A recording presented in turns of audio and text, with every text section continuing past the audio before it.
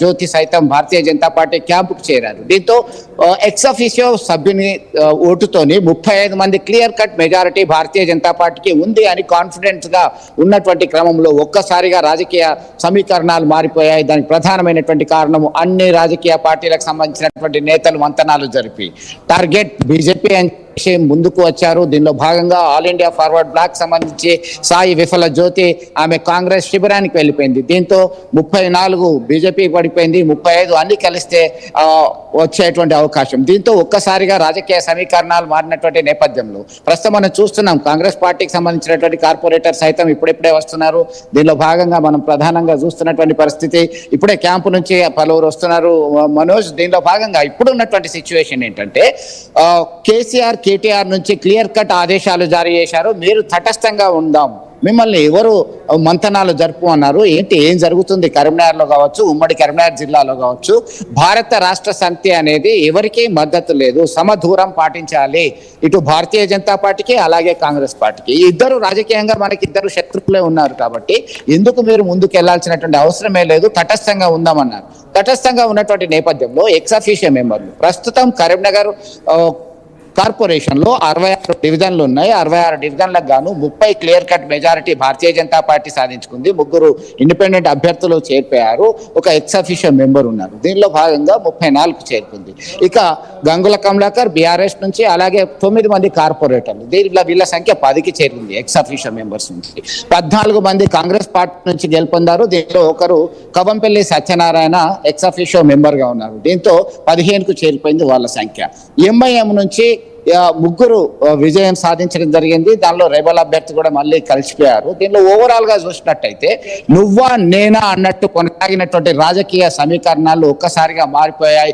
భారత రాష్ట్ర సమితికి సంబంధించినటువంటి అభ్యర్థులు తటస్థంగా ఉండబోతున్నారు, తటస్థంగా ఉండాల్సిందే అని చెప్పేసి కరెక్ట్గా ఆదేశాలు జారీ చేసినటువంటి నేపథ్యంలో క్లియర్ కట్ గా 59 అయిపోయింది. ఇప్పుడు మనకి మ్యాజిక్ ఫిగర్ కావాలంటే 30 అయితే సరిపోతుంది. 30+1 అయితే ఈజీగా భారతీయ జనతా పార్టీకి సంబంధించి ఇప్పటికే ఇద్దరు పేర్లు వచ్చాయి మన దగ్గరికి, కొలగాని శ్రీనివాస్, వాసాల రమేష్. ఈ ఇద్దరికి సంబంధించినటువంటి అభ్యర్థుల్లో ఎవరైనా ఒకరు మేయర్ పీఠం పైన కూర్చునేటువంటి అవకాశాలు మనకి స్పష్టంగా కనబడుతున్నాయి మనోజ్. దీనిలో ఇదే టెంపో ఉమ్మడి కరీంనగర్ జిల్లాలో 13 మున్సిపాలిటీలో దాదాపు 5 మున్సిపాలిటీల్లో ఇది హంగు ఏర్పడింది. ఇప్పటికీ మెట్పల్లిలో క్లారిటీ రాలేదు, రాయకల్, జమ్మికుంట, వేములవాడ అంటే క్లియర్ కట్ గా కాంగ్రెస్ వైపు మొగ్గు చూపింది. ఇదే నువ్వా నేనా అన్నట్టు కొనసాగుతున్నటువంటి తరుణంలో ఇప్పుడిప్పుడే చేరుకున్నారు. మనం ఇంతకుముందే జస్ట్ కాంగ్రెస్ పార్టీ ప్రధానమైనటువంటి అభ్యర్థి కార్పొరేటర్ వైద్యుల అంజన్ కుమార్ సీనియర్ నేత, ఆయన సైతం ఆస్పిరెంట్ గా ఉన్నాడు కాంగ్రెస్ పార్టీ నుంచి మేయర్ అభ్యర్థికి సైతం సంబంధించి.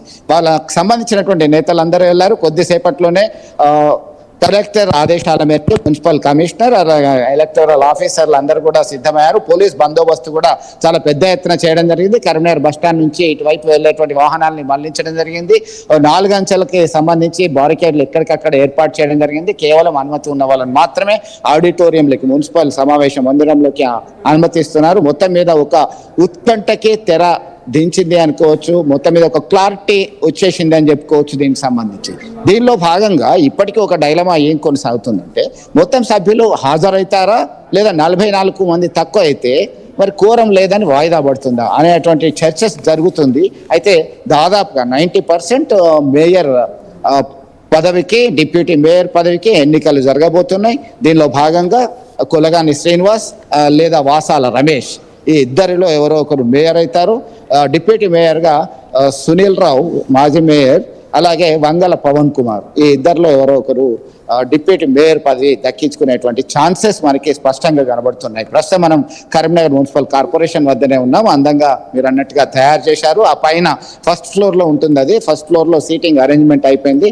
మొత్తం 70 మందికి సరిపోయే విధంగా సీట్లు అరేంజ్ చేశారు. పైన డయాస్, దానిపైన కలెక్టర్, మున్సిపల్ కమిషనర్, ఇతరత్ర అధికారులందరూ కూడా సమావేశమే. నిర్ణీత కీన్ అబ్జర్వేషన్ ఉంటుంది. ఖచ్చితంగా ఎన్నికల సంఘం గైడ్ లైన్స్ అనేది ఖచ్చితంగా పాటించడానికి సిద్ధంగా ఉన్నటువంటి పరిస్థితి అయితే మనం గమనిస్తున్నాము మనోజ్. చంద్రశేఖర్, ఇక్కడ కాంగ్రెస్ పార్టీ నుంచి ప్రతిపాదించే అవకాశం ఉందా? ఇఫ్ ఎట్ ఆల్ పరీక్షిస్తారేమో, బీఆర్ఎస్ పార్టీ సహకరిస్తుందో సహకరించదో అని చెప్పి కొంత ఆలోచించే అవకాశం ఉంది కాబట్టి పుట్ ఫార్వర్డ్ చేస్తారా? తమ అభ్యర్థి ఎవరు ఉండబోతారు ఏంటిది అనేది ప్రతిపాదించే అవకాశమైనా ఉందా కనీసం?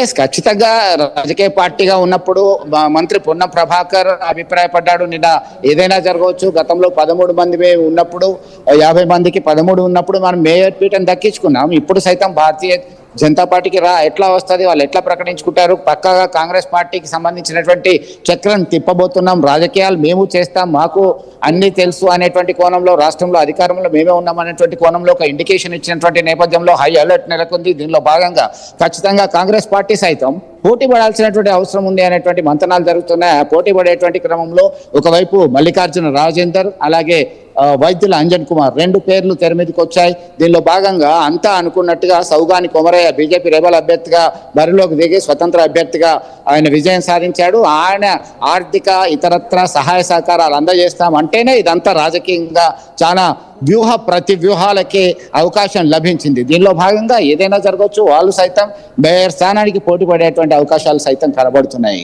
Manoj, right, thank you Chandrashekar. So మొత్తంగా బీఆర్ఎస్ పార్టీ ఇక్కడ ఓటింగ్లో పాల్గొనడం లేదు అని అంటే 9 మంది అభ్యర్థులు పక్కన పెడితే 66లో -9. సో దీంతో అక్కడ మ్యాజిక్ ఫిగర్ 29 అవుతోంది. సో మ్యాజిక్ ఫిగర్ 29 అవుతున్న నేపథ్యంలో బీజేపీ సింగిల్గానే అక్కడ మేయర్ పీఠాన్ని దక్కించుకుంటుంది. సో 66 అక్కడ డివిజన్లు ఉంటే యాజ్ అందరు కనుక ఓటింగ్లో పార్టిసిపేట్ చేయాల్సి వస్తే 34 అనేది మ్యాజిక్ ఫిగర్. సో ఓటింగ్లో పార్టిసిపేట్ చేయము, తటస్థంగా ఉంటామని చెప్తున్నారు. కాబట్టి ఆ 9ని మైనస్ చేస్తే మనకు ఇక్కడ మ్యాజిక్ ఫిగర్ వచ్చేది 29. సో కాబట్టి బీజేపీ సింగిల్గానే అక్కడ ఫామ్ చేసే అవకాశం ఉంది. ఎక్స్ అఫీషియో సపోర్ట్ లేకుండానే 30 మంది గెలిచారు కాబట్టి సో అక్కడ వాళ్ళు ఫామ్ చేసే అవకాశం కూడా ఉంది. సో బీజేపీకి ఎక్కువగా అవకాశాలు ఉన్నాయి. కానీ ఇక్కడ కాంగ్రెస్ పార్టీ కూడా ప్రతిపాదిస్తుందా అభ్యర్థిని అంటే అభ్యర్థి ప్రతిపాదించే అవకాశం ఉంది. రాజకీయంగా మేము కూడా ముందుకు వెళ్తామనేటువంటి మాటని పొన్నం ప్రభాకర్ చెప్పుకొచ్చారు. కాబట్టి వైద్యుల అంజన్ కుమార్ని ఇప్పుడే మీరు చూస్తున్నారు, ఆర్టీవీ లైవ్ జరుగుతుండగానే ఆయన కార్పొరేషన్ హాల్లోకి లోపలికి వెళ్తూ ఉన్నారు. ఏం జరుగుతుందో చూడాలి. సో మరి కాసేపట్లోనే అక్కడ ప్రక్రియ ప్రారంభమయ్యే అవకాశం ఉంది. ఇప్పటికే ఒక్కొక్కరిగా కార్పొరేటర్ అందరూ కూడా చేరుతూ ఉన్నారు. ఎగ్జాక్ట్గా 10:30 సమయానికి తమ పార్టీ తరఫున అభ్యర్థిని వాళ్ళు ప్రతిపాదిస్తారు. ఆ తర్వాత ఎన్నికలకు వెళ్తారు. ఎన్నికలంటే చేతులు ఇవ్వడం అంతే. అక్కడ ఎన్నికలంటే బ్యాలెట్ మళ్ళీ వేసి ఓటేయడం ఏమి ఉండదు. సో ఎవరైతే ఈ అభ్యర్థికి సపోర్ట్ చేస్తున్నారో హ్యాండ్ రేస్ చేయమని చెప్పడంతో హ్యాండ్ రేస్ చేయాల్సి ఉంటుంది. సో హ్యాండ్ రేస్ చేసిన వారిని కౌంట్ చేసి ఆ రకంగా మేయర్ని ప్రతిపాదిస్తారు. సో బీజేపీ తరఫున మేయర్గా కొనగాల శ్రీనివాస్ లేదా వాసాల రమేష్ పేరు నబడుతోంది. డిప్యూటీ మేయర్గా మాజీ మేయర్ సునీల్ రావుని తీసుకునే అవకాశం ఉంది. ఒకసారి నిన్న పొన్నం ప్రభాకర్ మాట్లాడుకొచ్చారు. ఆయన ఏం మాట్లాడారో చూద్దాం. 60 సీట్లు ఉన్నాయి. 28 హైయెస్ట్ లార్జెస్ట్ సింగిల్ పార్టీ 28 సీట్లతో బీజేపీ ఉంది. అక్కడ పార్లమెంట్ సభ్యుడు మేము ప్రతిపక్షంలో కూర్చుంటామని చెప్పినాడు. అబ్సల్యూట్ మెజార్టీ లేదు కాబట్టి. దాని తర్వాత కాంగ్రెస్ మిగతా పార్టీలన్నీ గెలిచినాయి. సరే, ఏమైతుంది అనేది భవిష్యత్తు. ఇక్కడ కూడా మేమే గెలిచినామని ప్రకటించుకున్న బండి సంజయ్ గారు కూడా 69 సంఖ్య, ఇక్కడ 66 plus MP, local MLA and Manakonda MLA 69 మంది మెంబర్స్ ఓటింగ్. 69 మంది మెంబర్లు ఉన్నటువంటి దానిలో 30 సభ్యులకు ఎన్నిక గెలిచి మేము మేయర్ అవుతామని ప్రకటించుకున్నది ఆయన. ఆ రాజకీయ పార్టీ నాయకుడిగా పార్లమెంట్ సభ్యుడిగా ఎట్లా ప్రకటించుకున్నాడో మిగతా రాజకీయ పార్టీలు ఎవరికి వాళ్ళకు వ్యూహం ఉంటాయి. రాజకీయాల్లో ఎన్నికల సందర్భంగా భారతీయ జనతా పార్టీ ఏ విధంగా వాళ్ళ పొత్తున్న పార్టీలను కూలగొట్టింది, అవినీతి పరణాల పార్టీలు చేంజ్ చేసుకుంటూ ఎట్లా పూరితమైందో ఇదంతా చర్చ, ఇది సందర్భం కాదు. కానీ ఒకటి మాత్రం చెప్తాను, తప్పకుండా పొలిటికల్ పార్టీగా గతంలో కూడా కరీంనగర్ మేయర్కు 13 సీట్లు గెలిచినప్పుడు కూడా మేము మేయర్ అయినాం కరీంనగర్కి సంబంధించి. కాబట్టి ఇప్పుడు కూడా అన్ని రాజకీయ పార్టీలు రాష్ట్ర నాయకత్వ సలహా సూచనకు సంబంధం లేదు. ఇందులో ముఖ్యమంత్రి గారు మంత్రుల జోక్యం లేదు. ఇందులో స్థానికంగా గెలిచిన ప్రజాప్రతినిధులు వాళ్ళ ఒక ఆలోచనతోటి అబ్సల్యూట్ మెజార్టీ బీజేపీకి రాలేదు. నిజామాబాద్ లాగా నేను కూడా ప్రతిపక్షంలో కూర్చుంటా చెప్పాల్సి ఉండే. అక్కడ కూడా 60కి 28 వచ్చినాయి, ఇక్కడ 69కి 30 వచ్చినాయి. దానికి పెద్ద మేము గెలిచినామని జెండా పాచినామని మీరే జెండా ఊపారు కదా, మేము అన్నమా?